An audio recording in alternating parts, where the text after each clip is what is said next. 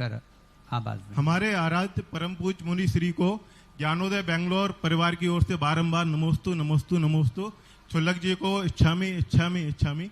महाराज श्री, मेरी जिज्ञासा आदिनाथ भगवान की निर्माण भूमि सिद्ध क्षेत्र कैलाश पर्वत से है, जहां पर कोई भी आज तक सामान्य व्यक्ति और वैज्ञानिक नहीं पहुंच पाए हैं।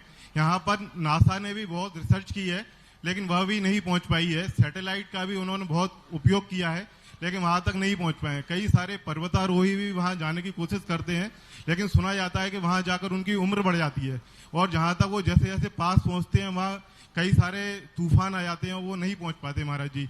और एक श्वेतांबर परंपरा में एक लेख भी है महाराज जी, जहां पर पता चलता है कि एक लामची दास गोलालारे जो ब्रह्मचारी जी थे, उन्होंने 22 वर्षों में सभी सिद्ध क्षेत्रों की वंदना की, जिसमें उन्होंने कैलाश पर्वत की वंदना भी की, जहां पर उन्हें 72 देवों ने 72 जिनालों के दर्शन कराए।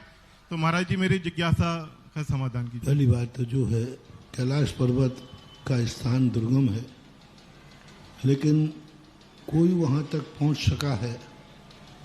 ये जो कथा है, ये मैं इसको कुछ नहीं कहूँगा। ना कोई 72 जिनालों के दर्शन हुए हैं, ना वहाँ कोई पहुँचा है। आगम के आधार पर कई लोग कल्पनाएं कर लेते हैं, कई लोग जब अति श्रद्धा होती है तब ऐसा कर लेते हैं। बाकी इसकी कोई प्रमाणिकता नहीं है, और ना तो वो ब्रह्मचारी की कोई उस समय की प्रमाणिकता है।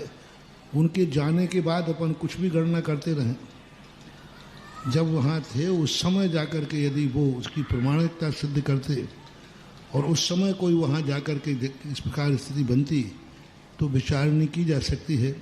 आगम में जरूर ऐसा वर्णन मिलता है, लेकिन प्रैक्टिकल में कोई गया है ऐसी हमारे पास कोई प्रमाणिक खबर नहीं है।